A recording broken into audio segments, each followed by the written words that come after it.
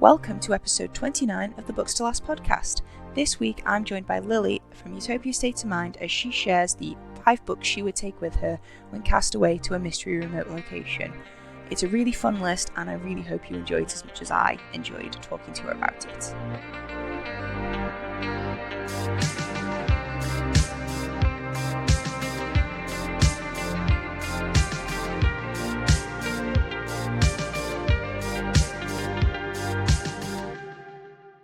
Hi Lili, welcome to the Books to Last podcast. How are you doing today? I'm doing great. Thanks for inviting me here. You're so welcome. Thank you so much for giving me your time and coming to talk about books with us. What have you been up to today? Much reading or anything? I was kind of on vacation, so I started some new books. So I started a few new books. One of them, I was thinking about it because it's funny, there was comp to Stranger Things, which I know is really big right now, but I have not read Stranger Things, or sorry, not what read, but watched Stranger Things. So that comp is kind of lost on me. So I assume it will be kind of like supernaturally nostalgic, but I don't know like what that even entails. Yeah, I also am not a big Stranger Things person, which I mean, I've got so many friends who are like obsessed with Stranger Things and it's like their favorite thing ever, and I just can't talk to them about it because I watched the first like 2 seasons and it's not my jam. Like there's nothing wrong with it. It's just not my cup of tea. I think I don't know whether it's like the vibes are very cool, but they're just not my vibes. I think that's where I land on it. It's very sort of almost Goonies and also kind of It, the kids from It, and Mhm. yeah, and also sci-fi. Yeah. So yeah, usually I would think, oh yeah, no, retro, cool sci-fi thriller. Sure, that sounds like it's my thing, but it's just not. We don't get on, so we parted ways. Yeah, I was told not to watch it because it'd probably be too scary for me. So like that's why I can't. Or I've Yeah, been recommended not to. well, I mean, I'm not massively into like horror or that sort of genre, and I wouldn't. I think maybe the earlier seasons, maybe I would classify it as horror personally. So when Okay. I said to my friend, I was just like, because she adores it, I was just like, it's just that retro horror vibe, that like Stephen King retro horror vibe. It's just not my thing, and she's more of a horror stan than me, so she kind of took issue with it with it being called horror. Like she watches more horror movies than me. She's like, oh, I wouldn't really call it that, and I was like, well, I would because it's got scary Uh, monsters in it. yeah, I've seen some photos and like they don't look like contemporary. Yeah. So either way, I still think I would read something that was compared to Stranger Things because it's very well made, even if you don't appreciate it from a sort of plot point of view. Yeah, this one's called Dead Flip, but it's not. I think Stranger Things is like 80s nostalgia, but I think that Dead Flip is actually in the 90s, like the more like 80s and 90s. So there's some 90s nostalgia, some 80s nostalgia. So it's not like only 80s. Yeah, I am convinced that a lot of the reason that Stranger Things is sort of so got the zeitgeist is because like the clothes are really cool in it. Like the style is very cool, and I think a lot of that's to do with the 80s sort of Yeah. aesthetic theme. So yeah, but I do like a bit of 90s nostalgia. I do like a bit of 90s thrown in Hmm. with it because even though I'm reminded on a regular basis by my partner I don't qualify as a 90s child because I was born too close to the end of the 90s to qualify um, and didn't experience it firsthand, I still technically identify as one because I don't think I identify as naughties. Yeah. Well, is I mean, you've just started them, so I mean, what you probably still form an opinion. What's the last sort of good book you can remember reading? Oh gosh, no, that's kind of a good book. Um, I read a lot. I read a lot of good books. I feel like about 10. I was talking about this with my friend actually last weekend. I feel like 10% of my reads are like solidly 5 stars for me, which is pretty good. But let's see, what was one that I last did? I have a note. I put down the notes for the books later. So I actually have a note of all of my like favorite ones from last month. But let's see, what one would do I want to spotlight? I guess that I really liked. I don't read a lot of adult fiction. I read more like adult sci-fi fantasy. But last month I read an adult fiction called Mika in Real Life by Emiko, and that one was surprisingly emotional for me. It deals with a woman who, in the past, I think 16 years, gave up her baby for adoption, and then 16 years later, like a person appears, kind of thing. Um, but I'm adopted, so that one kind of like unexpectedly got to me. So I felt like it's one of those books where when you have a deeply personal connection, it's kind of difficult to be truly unbiased when you review it because Yeah. like you're already connected to it. So I feel like that one was out of my normal kind of sci-fi fantasy world, but also was something that like now I'm gonna recommend it to like so many people and my mom and stuff. Yeah, that sounds like really lovely. And yeah, I get that when you're really connected to, I suppose, the sort of core sort of central part of the plot in a sort of a really personal way. It's kind of it's I I in particular find it sort of really difficult to separate my own experiences from the characters' experiences, and you find a lot of sort of almost like an exchange between you and the book and sort of swapping thoughts and feelings on it. So yeah, I completely get that, and that sounds like really good. I'm the same. I don't usually read much adult sort of fiction, but I'm always really surprised when and pleasantly surprised when I get given one that's like, yeah, that was actually really good. I should do that more often. Hmm. Yeah, it's nice to read something. It's nice when you find something you really love outside of your normal like comfort genres and one that you. It's funny as you said that it's like yeah that kind of reaction. Oh, I should read this genre more, and then like me promptly like never reading adult fiction again. Yeah, very much me as well. I'm like, oh, historical fiction is so interesting. Now let me go and spend all of my time in sci-fi and fantasy. Mhm. Same. Well, I mean, that's a great recommendation to sort of start off with, and we can talk about some more books that you really love very soon. Because for any listeners that don't know, this is the podcast that challenges book lovers to uh, pick the only 5 books they can take with them when cast away to some mystery, remote, deserted location. And yeah, the books they couldn't live without and they could read over and over again. We don't banish everyone to desert islands on the podcast because we like our guests to choose their mystery remote locations. So, Lily, do you have anywhere in mind that you would want to be cast away to? Anywhere that you'd really just love to be stuck with these 5 books? I was thinking about this when I got your email too, because I was like, I'm not really a fan of islands or like deserts. So I was kind of thinking, well, I don't know where I'd bring these. Um, I personally would like not like this is kind of difficult because I feel like I would naturally probably in these locations not have a lot of contact with other people. And I feel like when I say, oh, it'd be nice to be in like the remote reaches of Norway, at the same point, like I don't want to die. So We can pretend there's like a magical force field bubble that keeps you safe and all of your needs met yeah, in this mystery remote location. You don't have to worry about uh-huh. yeah, the worst happening. Yeah, because I was just I actually just finished watching Killing Eve last week.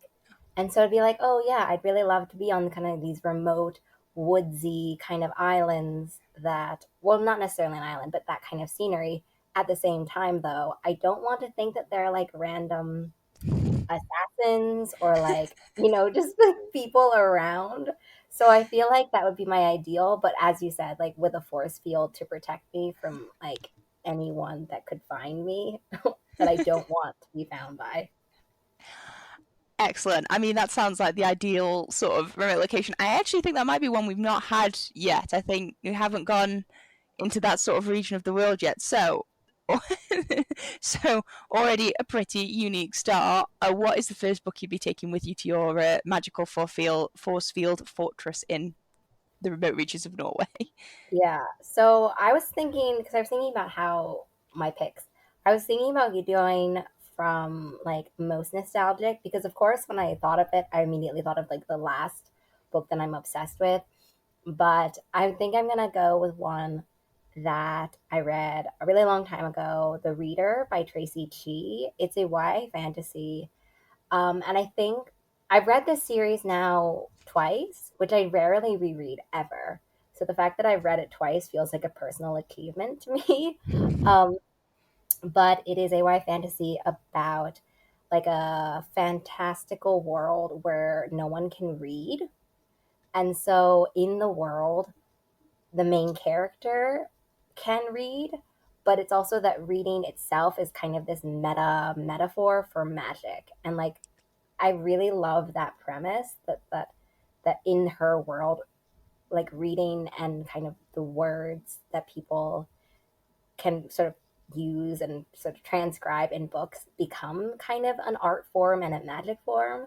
So from kind of like a meta thematic thing, I really love it. But it's a trilogy, and I feel like that's one of those books where it like has everything that I want in it. You know, the themes are there, the characters are there, there's adventure and action, and I mean, I'm not taking the whole trilogy with me, but I know in my head that as the trilogy goes on, it becomes even more kind of cleverly meta. So that was definitely my first pick and my most nostalgic one. Yeah, I think definitely you've hit on something there with the nostalgia sort of element, and like then also thinking about the most recent book you're sort of obsessed with, because I have sort of had quite a few people on so far, and it's interesting to sort of chat with them a year on, and they say, "Oh wow, now I think about it, I think of all the different books that I would have put on there because some of them were more sort of recent reads that had really captured them in that moment, but it does take sort of very specific stories to really stick with you over time. And yeah, rereading is always probably a good indicator because I'm similar. I don't reread because I'm always just like, oh, but the opportunity cost of that is one less book that I'll be able to read in the grand scheme of my life. Mm-hmm. Like, is it worth it? Like I've been sort of slowly rereading the Percy Jacksons, which I've decided are worth it, but it is very difficult because even though yeah, I really enjoy a lot of books, it's like oh yeah, but the fact that you've reread the entire series twice is yeah, huge achievement. I definitely yeah give props for that because I there's so many series I keep saying oh yeah I need to reread that and then Yeah. I never happens. When you're reading the first year, like the first book before a sequel, or like the second book before the third book, I always am like, oh yeah, I should do that. Like I'm gonna do that before it comes out, and then it never happens. So the opportunity cost thing you brought up is a good point because like I feel like there are so many books being published that the inevitability is that like most people, probably all people, will not kind of go through their TBR Yeah, before their untimely demise. And so I feel like when you're faced with that kind of scale, then it becomes more difficult to figure out is it is it worth it to reread it, right? Like am I going to get another experience because you can never go back and experience something for the first time again. So it's like yeah. this process of nostalgia but also with like kind of a bitterness to it knowing that like you can never go back to reading something for the first time. Yeah. I heard somewhere there's like hypnotists who claim to be able to hypnotize you to forget something so that when you read it again it's like from the first time or experience it from the first time. But it's the same with yeah with series. When a new one comes out I'm always like oh yeah I definitely need to reread the one so far. So like in my head, eventually Scott Lynch is gonna publish the fourth book in the Gentleman Bastard sequence, and in my head, I know I want to read the first three books, but being realistic, I don't know if I'm going to. I would like to, but it's the same with like I mean with the Marvel movies or new Mm. Star Wars movies. With I think it was yeah when Endgame came out, we paid for a special viewing where you watched Infinity War first, and then you had a quick break, and then you came back in, and then Endgame was on straight afterwards, which was great because I'd forgotten everything that had happened in Infinity War at that point. Yeah. Um, but I know so many people who watched all of the films from the beginning, and I just like, did you really get that much more out of the new film than I did? Yeah. Given the fact I did not rewatch. Yeah. I've been seeing more books though. I hope it's a trend that continues, but Mm. more books that are featuring recaps at the Yeah. beginning of books. And like, when did I read it? I've seen like some that are just kind of paragraph recaps, which is cool. But I think I saw, I don't know what the title is, but it was a second book in the Systems Divine trilogy. So I think the first one is the Something Will Rise. I don't remember what it is, but basically, what this series did for the second and third book is that they broke it down for each character what had happened in the books. So it was like one of those, what is it called? Dramatis persona, of the Oh. character list, but also for each character what happened, and like the side characters too. Which at first I saw that and I was kind of like, whoa, this is a lot. But actually, as I was reading through it, it really helped because you like there are all these side characters. I feel like that are tangentially involved and actually make quite a lot of difference. But then you forget what happened with them. You know, like if you have a favorite character, also you forget what happens with the other ones. So Yeah. I hope that that becomes a trend as well because that was surprisingly insightful. Yeah, that sounds like a really good idea. Yeah, I definitely hope that more books sort of pick that up because, yeah, in the similar, I've picked up sort of sequels in a series like so long after I've read the first one, and I mean, recently with like Amanda Foodie's Ace of Shades, I was like, I do not remember what happened in this first book. I remember enjoying it. I don't think I remember the actual premise or world or anything. So I ended up having to go onto the internet and find like a Cliff's Notes, Spark Notes summary. And I wanted like the briefest summary. I didn't want chapter by chapter summaries, which is what I found originally. And eventually I kind of got the gist and I was like, oh yeah, it's that one. It's that one. It's that book. But yeah, no, that sounds like it'd be a great thing to do. So you want to take the first book for the reader from this series. Yeah. Which when I post about it on the internet gets like totally confused with other books called The Reader, and I've gotten a variety of very strange comments about it, but it is like the one by Traci. Awesome. Okay, I will make sure that the right one gets put in the list so that people can go and check it out. um, well, that sounds like a really great start, and yeah, I love a bit of nostalgia to start off the list. I always think nostalgia tends to make a bit of an appearance in all of these because I think if you were only reading 5 books forever, it's like, oh yeah, no, I needed a little bit of nostalgia with me. Okay, so what is the second book that you'll be taking with you after the reader? So I picked this one actually last because I'm going in chronological order from when I like first read these, but I in the order that I made it on my sort of my notes, I picked this one last. So this was the only one where I was like, should I do this one? Should I do that one? But I ended up doing Jade City by Fonda Lee. Um, I don't even remember when I read Jade City. I read an arc of it, so it has to be before it released. But I love Fonda Lee's not only the magic system, like the jade magic within the Fonda Lee world or whatever. I don't remember what the series title is. Um, but the family structure is so fabulous, and I love what Fonda Lee does with the series, which I heard in an interview with her that like clicked. She was like, in Jade City, I focus, or Fonda Lee, not me. Okay, Fonda Lee focuses on the family, the Greenbone clan, and then in the second one, Jade War, Fonda Lee says she like every continuous book zooms out a little bit further, and so in Jade War it talks about kind of the island, and then in Jade Legacy it talks about the island in relation to the rest of the world. And I thought that was such a really clever way of kind of introducing us bit to by bit into the world, but also like into its influence and importance within like the grander scheme. So yeah, I'm not taking the whole series. I'm just gonna take the first one. Even though the third one like repeatedly made me cry. I don't think I'm ready for that kind of like emotional damage on my like remote island. Yeah, I've heard. Okay, so I've never read the. I think is it called? You said Greenbone, and that's made me think it's called the Greenbone Saga because I feel like I've seen Yeah. like the Fairy Loot editions or something in Mhm. my feed. But I have heard so much about the series, despite the fact I've never read it, because it is very much loved on the podcast, and different ones have been taken by other people on their list. So it's a very sought after one, which just makes me think I was saying this to a previous guest that I really do want to read it because it sounds amazing and everybody's got such great things to say about it. But also, everybody has said that they've been like emotionally decimated by this series. Yeah. I'm I like, think the last one specifically, like, just it was really rough.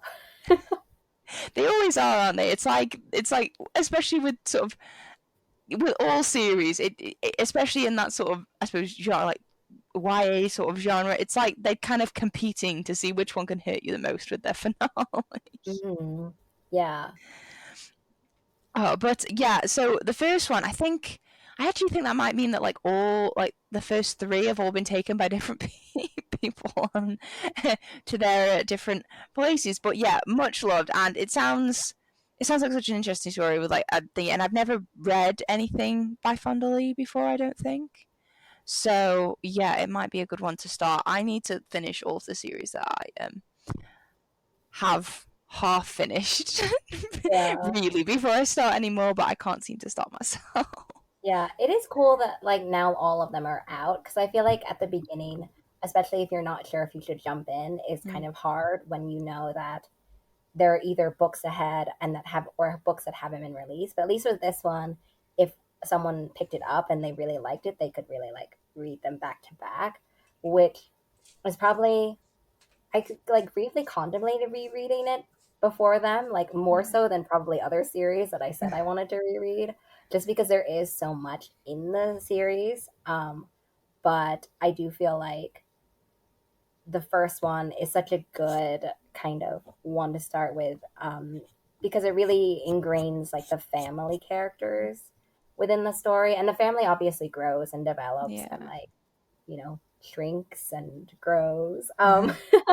But the first ones where you're really first introduced to the characters and you see them at like their raw baby forms, I think would just be also like probably also very emotional to like see Yeah. them in their pre conflict. So Yeah, yeah, definitely. I think that's one of the reasons why people love the first ones in the series so much because like, especially when you know what comes after. I mean, like I say, rereading I suppose Percy Jackson. I think I did when I was younger reread um like Hunger Games at some point when I was quite young. And when you sort of when you know what's to come and you know what they sort of over and then you zoom into like these tiny in comparison inconsequential problems that they have in the beginning. It's like this is nothing. yeah, It's always great, and I think focus on a family sort of structure in a book is really nice as well because yeah, I think I love a well written family. Oh, it's always really really nice. mhm. So, Jade City by Fonda is the second book. What is the third book you'll be taking with you? The third one is A Very Long Way to a Small Angry Planet by Becky Chambers.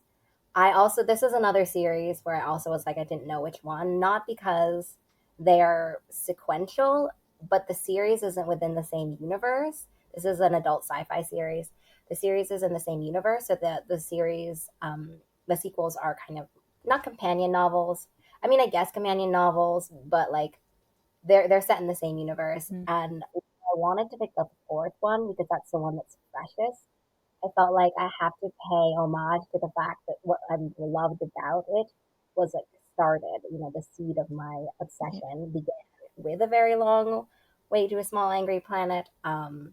And that one is featuring kind of a group crew on a spaceship.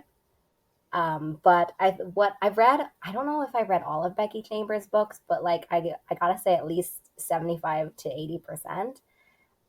But Chambers has such a great way of using characters and kind of honing in on like these really small aspects of a character, which kind of make them so endearing and memorable. Like the character work in these sci-fi worlds are it's just so intricate and developed, which I think is so great because I feel like sci-fi is such a genre specific group of books, and so there's a lot of focus on action and a lot of focus on world building. Mm. And while those are really strong as well in the books, what I think really hooks me in all of the I don't know actually what the what the series like title is, but I think what hooks me so much in that is the dedication to kind of keeping it so grounded in characters.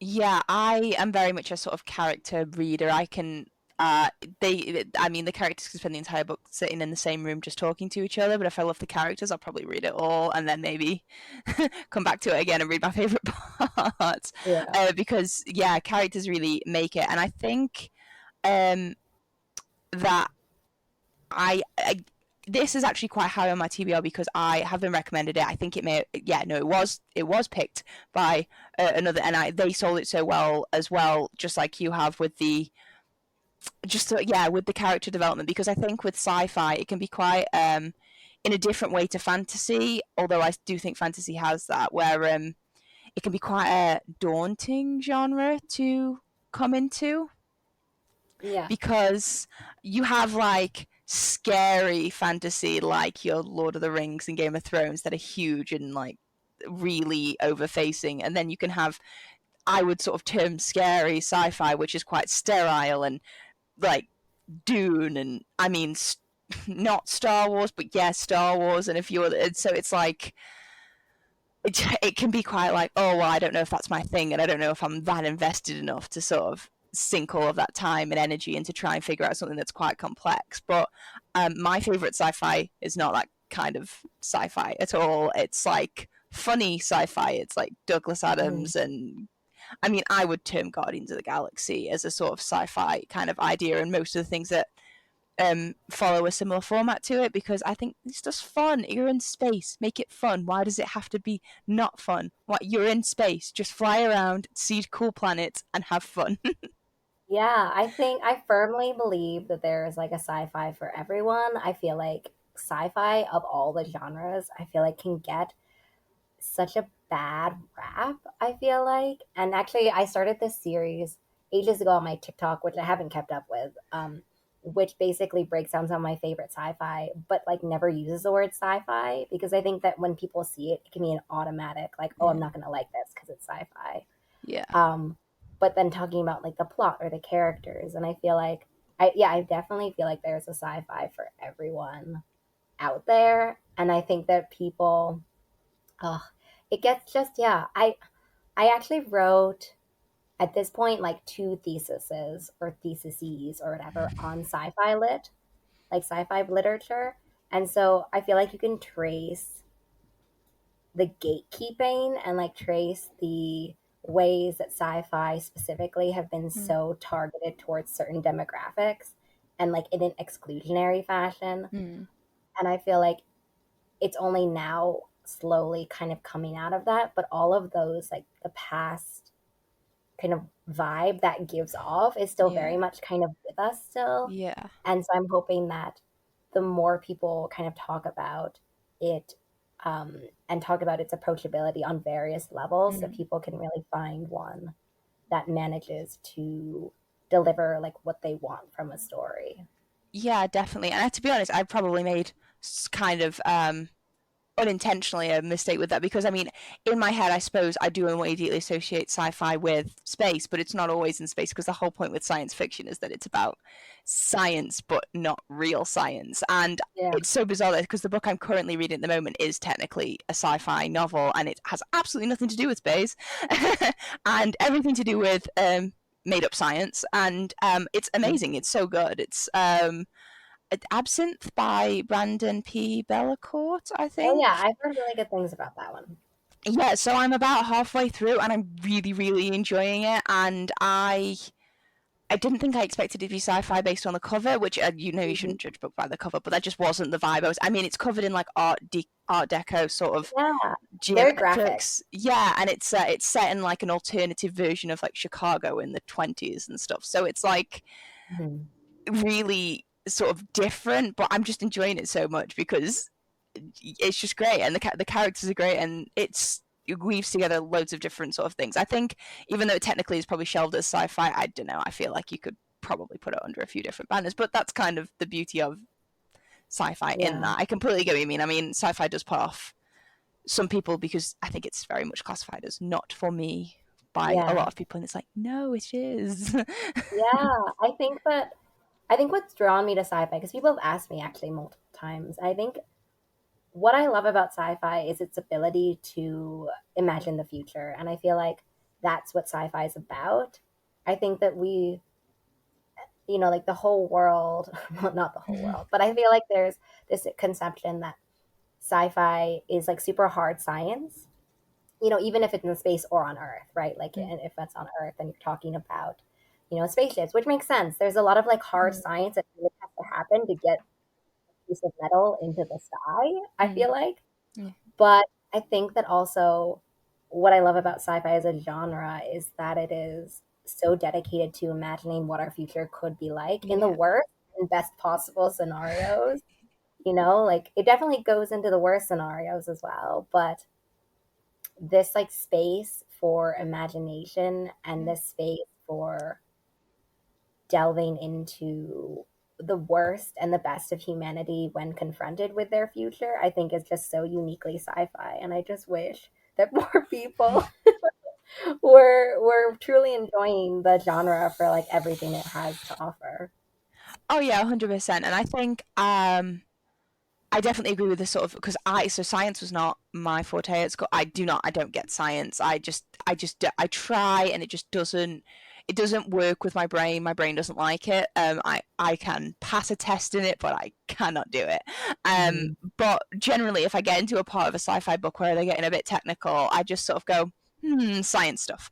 Yeah. And and I'm like, it does what they're telling me it does because it does what they're telling me it does. Like I don't need to really try and understand the mechanics of it Mhm. to appreciate the story. I mean, there's a lot of biochemistry in the book I'm reading at the moment. I'm like, sure. I'm like, okay, I'm going to take your word for it, fictional scientist. Uh-huh.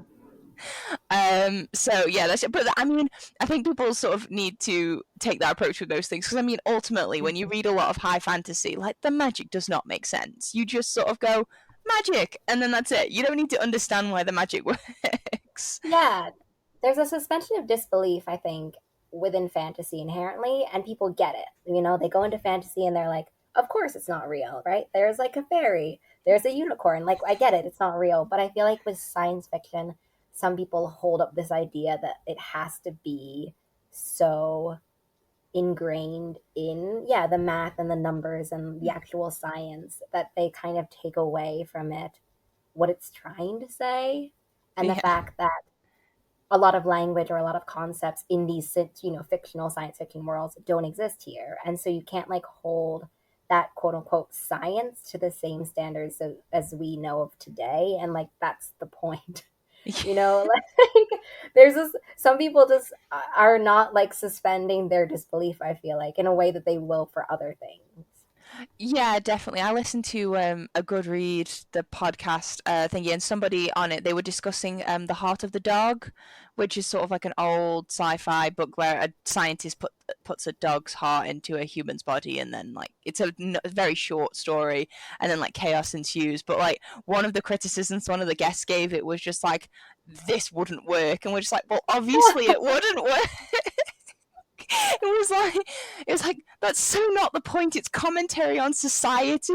Like Yeah. what? How are you not getting this? Uh-huh. So yeah, just bizarre. But I don't read as much sci-fi as I wish I did. But when I do read it, I always enjoy it. I say that about probably all genres because I feel like I flit around from so many different genres that I don't actually read enough of any genre to truly like really dig into it because I like to flit around, but that's just me being strange. Um, so quite a sort of sci-fi fantasy tilt on the first half and a bit of your list. Is that the theme for the last two books as well, They're like or? all fantasy. Yeah, completely fair. Honestly, either it's all one genre or five different genres. It just seems like that's the way it goes. Yeah.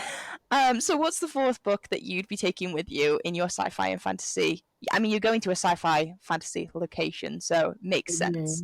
Mhm. The next one that I picked was Little Thieves by Margaret Owen, which is a relatively recent release, I think like November of last year. But I really loved sort of Little Thieves is one of those books where I don't often like try to like post about the characters too much because I don't really like I feel like they don't make me laugh as much as they did in Little Thieves. I think that in Little Thieves, it's one of those books where the main character Vanya is ended up being someone that I unexpectedly related to in a very, in a way that I didn't expect.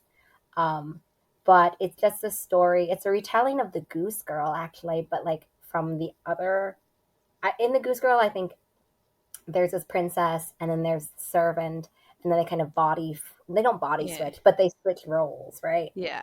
And so then this Goose Girl retelling is from the servant's perspective.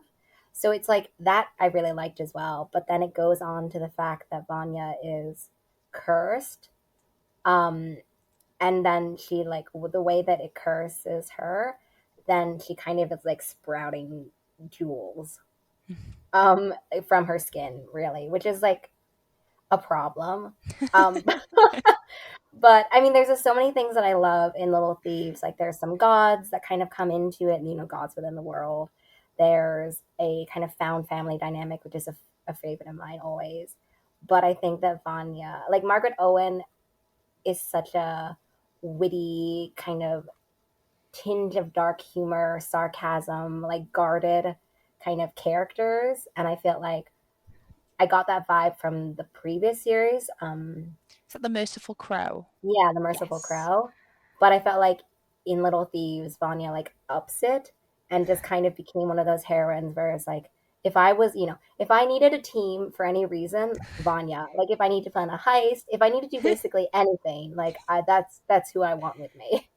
Yeah, it's one of those when you see those posts like the character from the book you last read is coming to save you because you've been kidnapped. It's like, damn, I Yeah. really wish I'd read Little Thieves recently. Uh-huh. Yeah, she's like my lifeline all the time. Definitely. That sound. I mean, that's always good to have that thing. I don't think I have one. I'm gonna have to give a think what my crack team of fictional characters would be if I was gonna put them together. I feel like I definitely need to give some thought to that list. I actually have Little Thieves on my shelf, sort of because I've been meaning to read it, and I did get a copy when it came out last year. And I do remember thinking it sounded so interesting because it's I suppose, yeah, it's like you say, it's a retelling of a story that I wasn't familiar with, but I liked the concept that it was, a sort of princess pauper slash servant Hmm. situation, swapping places. But there is like even the description on the back sort of says there's a dark sort of element to it where it's not like all sort of fun antics and that sort of thing. Yeah.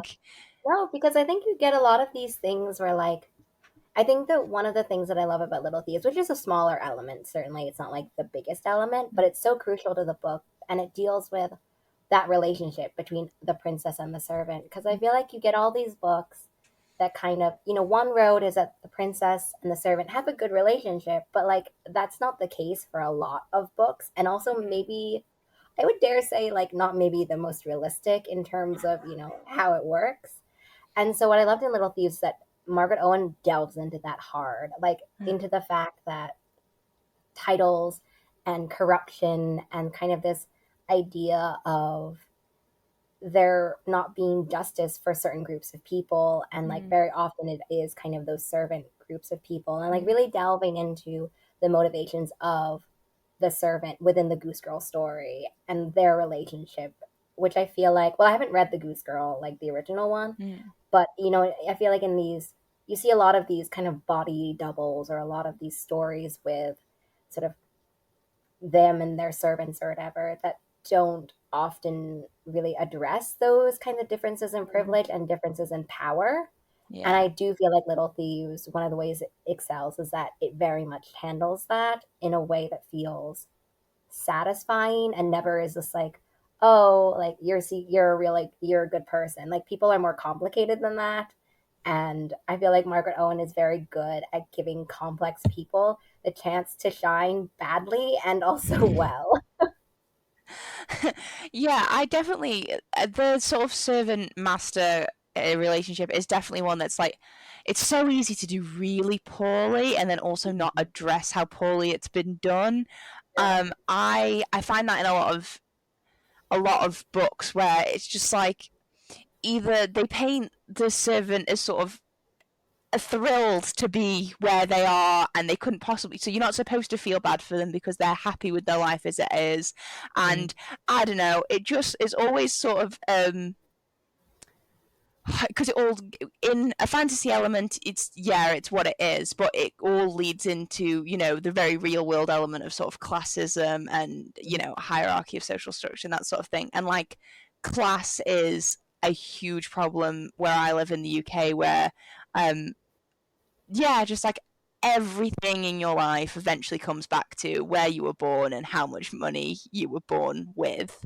And even when you change your own circumstance, ultimately it's like something that never actually gets shaken. And when you get it addressed in fiction, it's nice to actually have that, I suppose, validated, because it's just the simple truth. People want to think that we live in a meritocracy, and the simple fact is that we don't.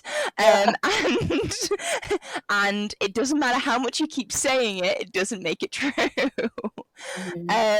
But yeah, I really appreciate. I like that that's an element that, even though it isn't the key element, it's something that's sort of brought up, because I've never read any Margaret Owen, but I've heard good things about, I suppose, the Merciful Crow series. And when this one sort of came through, when it came through, because I think I got it from a Luma crate or something like that.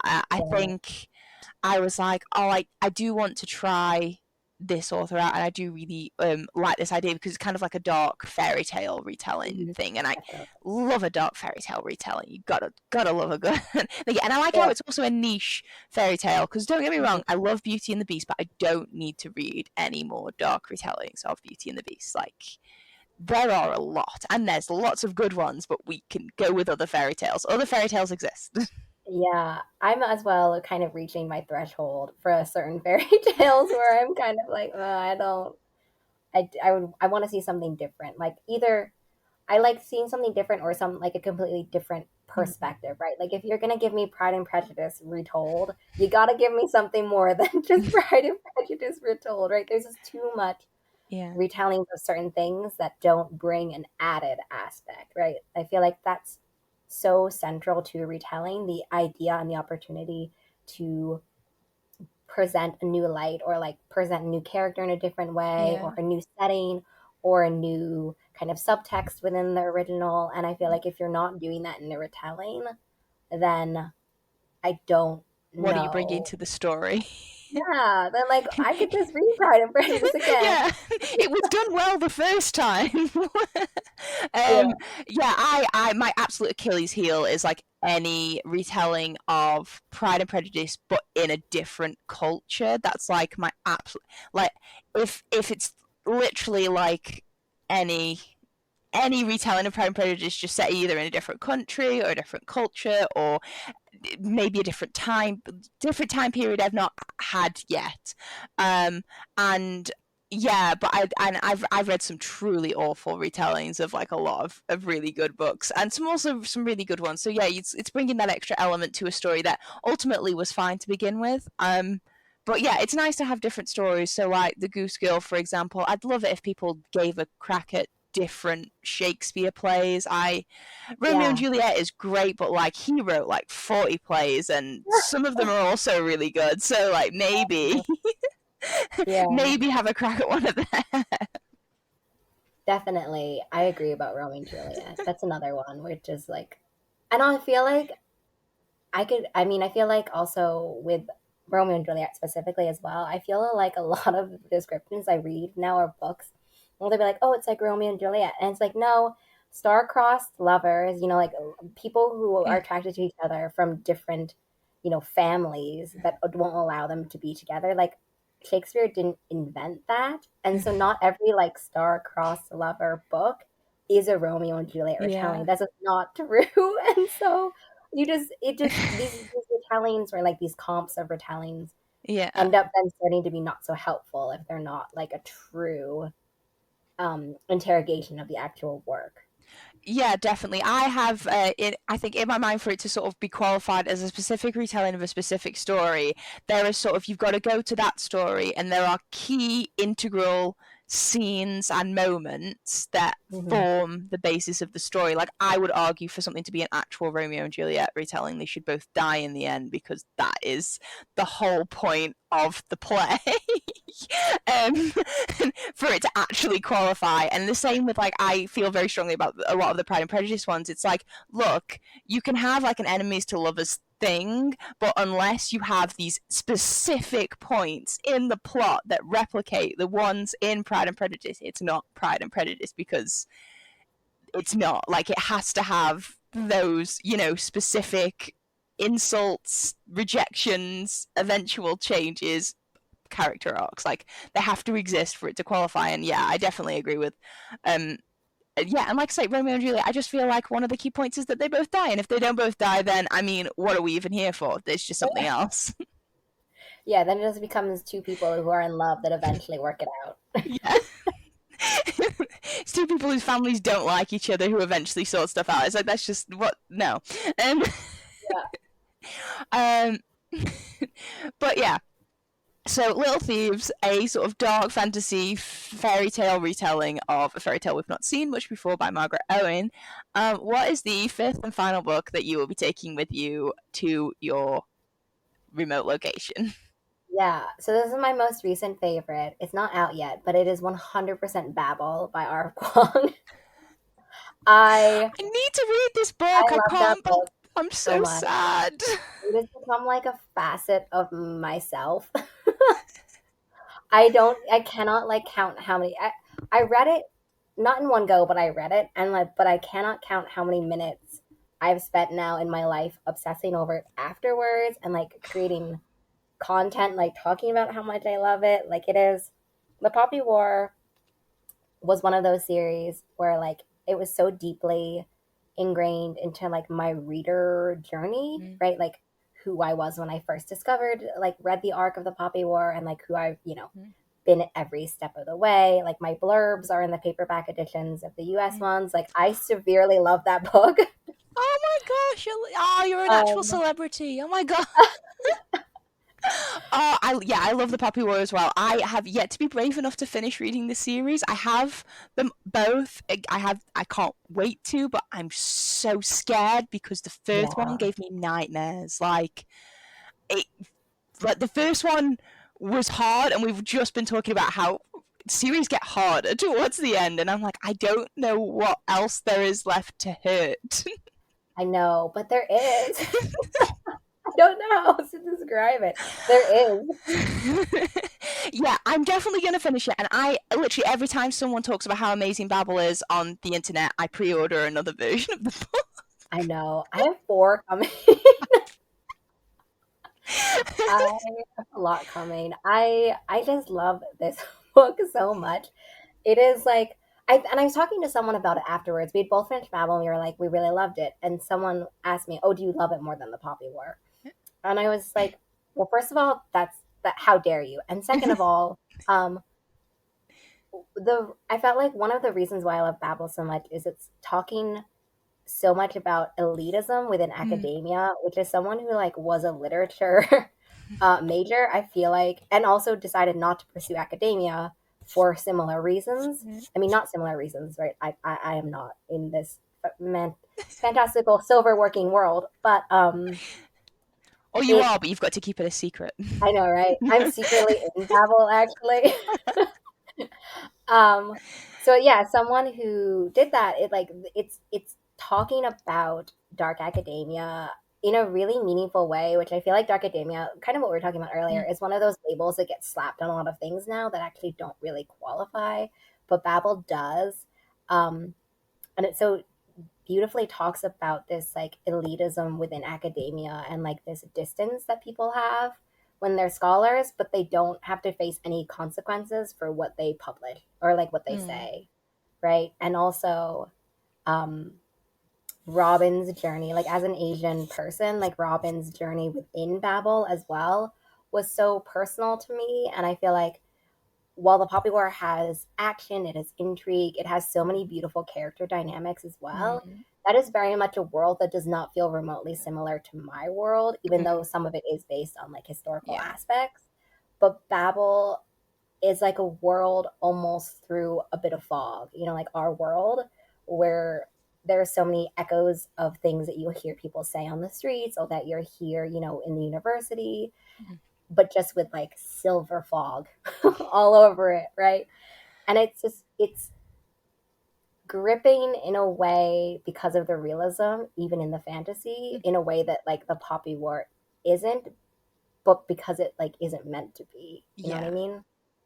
Yeah, definitely. I like I said, I've yet to hear anyone say who's read this, who's had the joy and luck of reading this book already, who I'm so jealous of. I've not heard anyone say they didn't like it or that they're not obsessed with it and they don't adore it. And they're all people whose opinions that I esteem so much, like yourself. And I'm like, oh my god, I just need. It's going to be one of those few pre-orders that actually the second it comes into my hands, I'm actually going to read it when it arrives because I always say I'm going to, and then I'm like, no, and then I decide where it goes on the bookshelf. But Mm-hmm. yeah, I completely. I mean, so I don't have any experience with academia, but it's always been so intriguing to me, like people who are scholars, people who like learn and research. I mean, I know is it sort of it's set is it set in Oxford but not real Oxford, or is it set in somewhere that's based on Oxford? Because I I know that think that's a big thing. based. So I think that, because I think that Rebecca was talking about how, like, she went to Oxford, she kind of transposed historical Mm, things, and obviously, then for some that had to change for the plot or mm, change for the fantasy, kind of mm, removed aspects or whatever. So I feel like it is based on historical Oxford, but mm. at the same time, some changes have to be made because, as we have alluded to before, there's not really like a royal Tower of Babel. You know, there's Yeah. space for that somewhere. Yeah, definitely. I think Oxford's a really interesting place for it to be connected to, if not completely based on, because especially in sort of English sort of history and like just in this country, Oxford is one of those places that holds like a really significant meaning when it comes to sort of education and scholarly pursuits and that sort of thing. And I imagine that's obviously completely intentional in the sort of Mhm. link between the two. Um, and yeah, I find that the idea that it addresses sort of elitism in academia interesting because I loved school, and one of the reasons I didn't really pursue the more traditional route of going to full-time university instead of I've done it in a different way. And I mean, I didn't pursue Oxford. I don't know whether I could have been able to sort of get there, but I didn't pursue it because um, I definitely came from the kind of place where I was like, no, that's not really for you. Mhm. That's not for people like you, maybe. And I know that that's completely different from where I'm coming from because I know sort of race and all that sort of thing plays into it in a completely different way, in all sorts of fact thingy. But it's just like I just find the premise of Babel just so fascinating that I just want to read it and experience for myself because I feel like I've like experienced it from third party Yeah. thingy, and I already it's one of those 5-star predictions where I'm just like, yeah, I just know I'm gonna love it. I just need to read it and share that I can officially say that I love it instead of just knowing it in my heart. Yeah, and I think that academia as well, like specifically within the UK being set, also like Babel very much also is like interrogating colonialism. And I think that what you're saying, its placement in Oxford is very sort of purposeful for both elitism and Mm, colonialism, yeah. like being not only kind of the seat of what people think of as like higher learning Mm, and sort of, you know, I don't even know how to describe it, not empowerment, but like yeah. educational kind of attainment, you know, when you get there, but also it being so integral kind of to the UK and like to kind of proud point. I don't really know how to describe it, but like something Yeah. that is associated with the UK as well. Yeah, And definitely.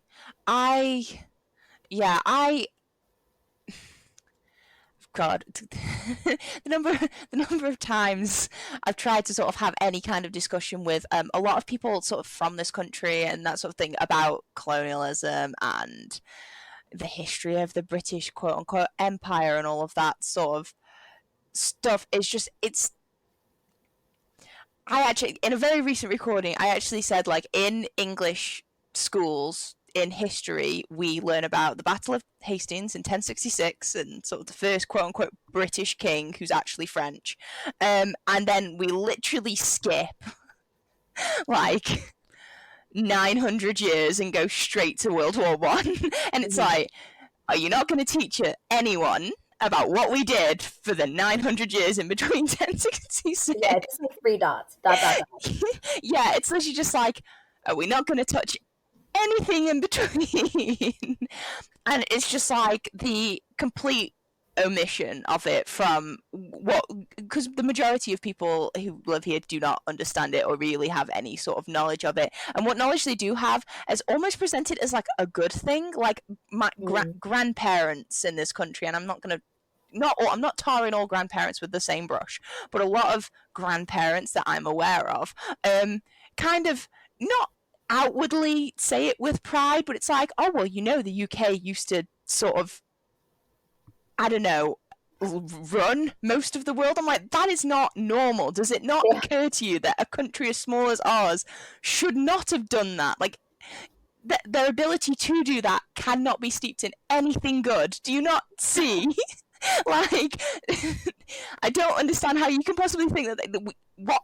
Oh no, I can't even use. I've lost my ability to choose words for it. It's like I'm just like, no, but it's great that it's actually sort of, I suppose, being addressed in books and fiction in a way that, people my age, younger, might actually read and understand and be aware of and know.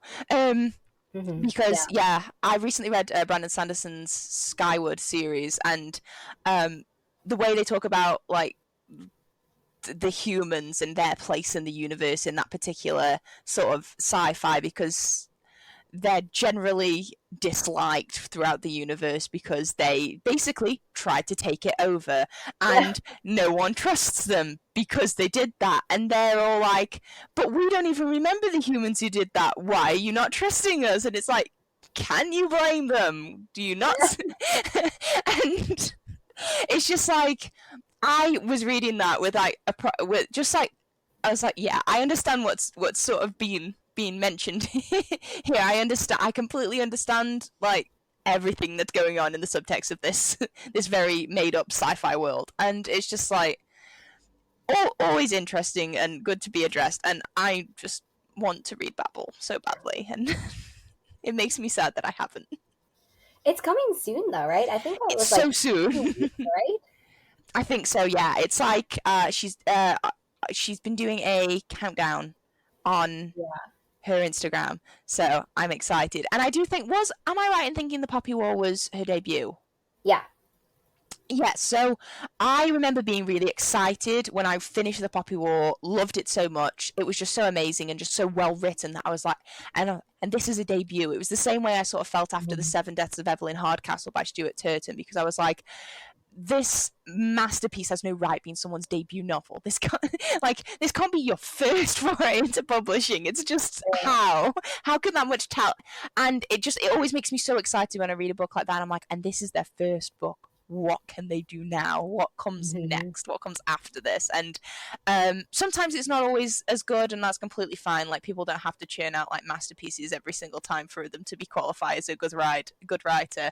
But it is also really exciting when stuff that comes afterwards lives up to or even surpasses what came before. So I'm excited that Babel, I feel like, is just fated for success, and that makes me happy and just very, very pleased. In the same way that I'm just like, whenever I watch, like Chloe Gong with,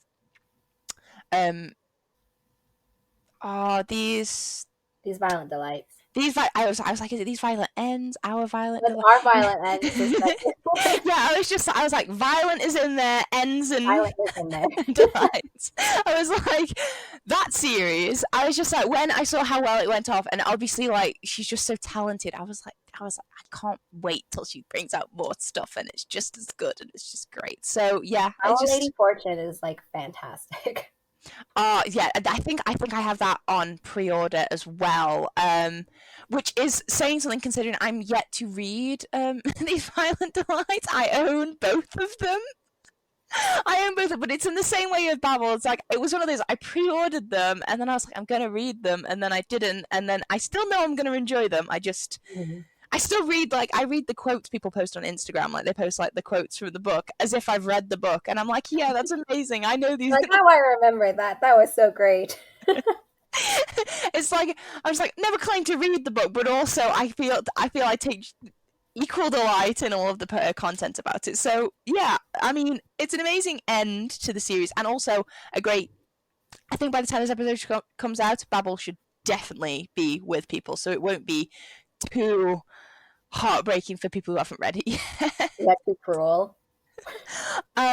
So just for the benefit of people listening, could you just quickly run through the 5 books on your list, and then we can talk about any that nearly made it?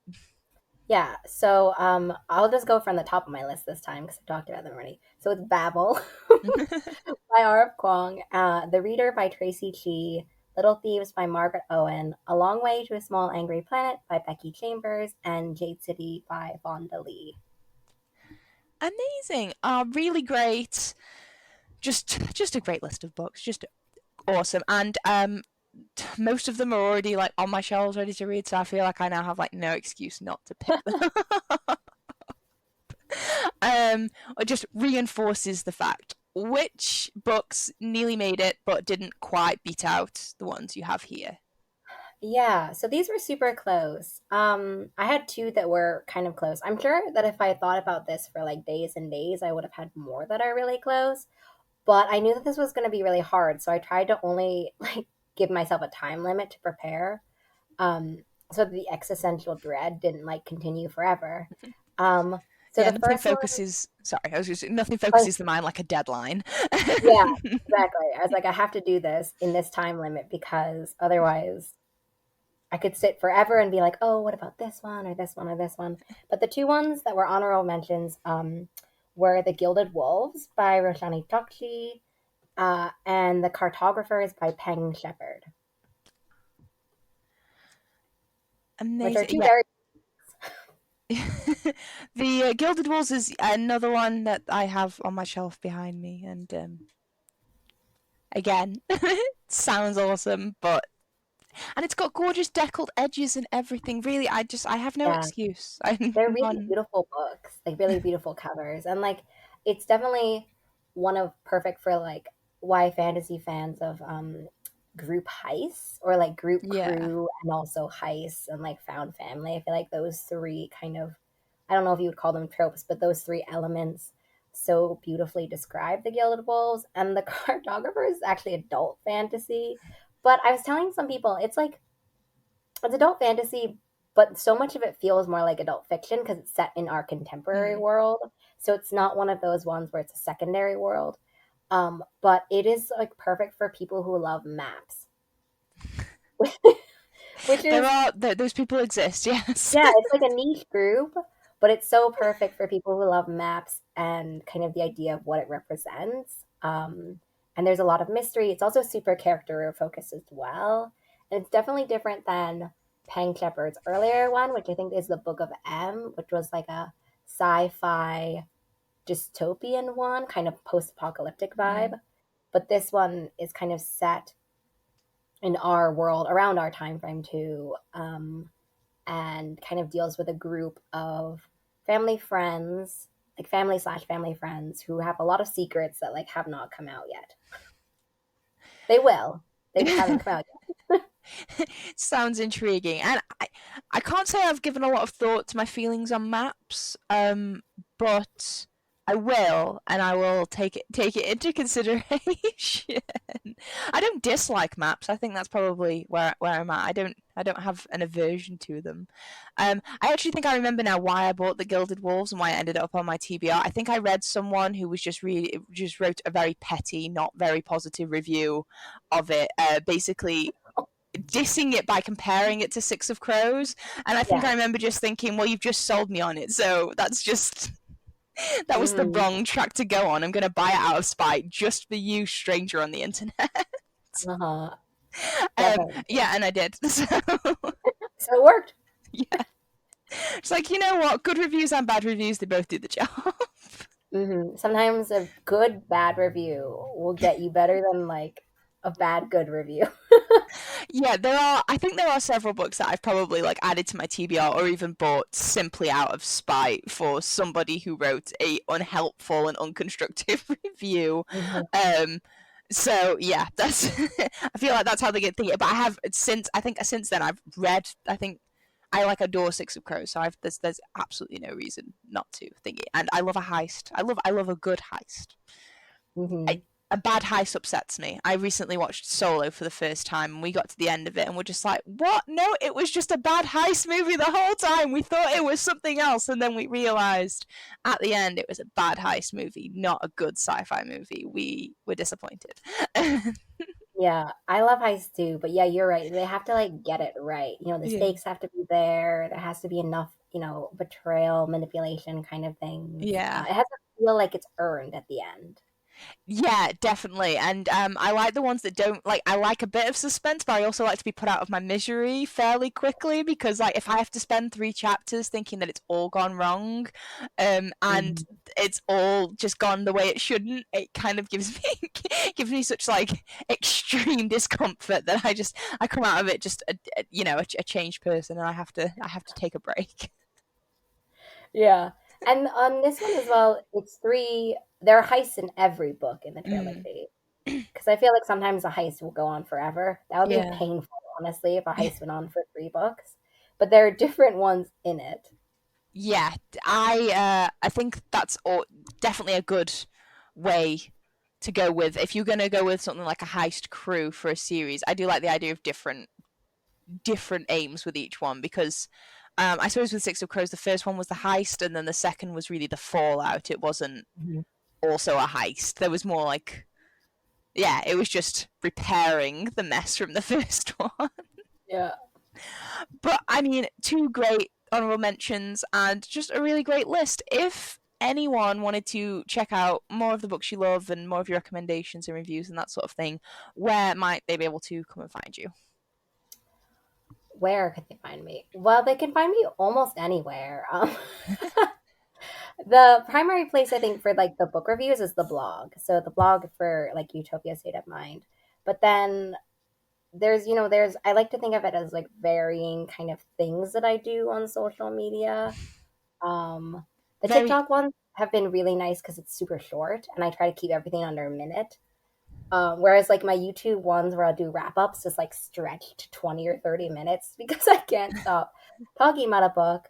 Um, and so the TikToks have been helpful to like really keep me to that 60-second time limit that I so frequently kind of break.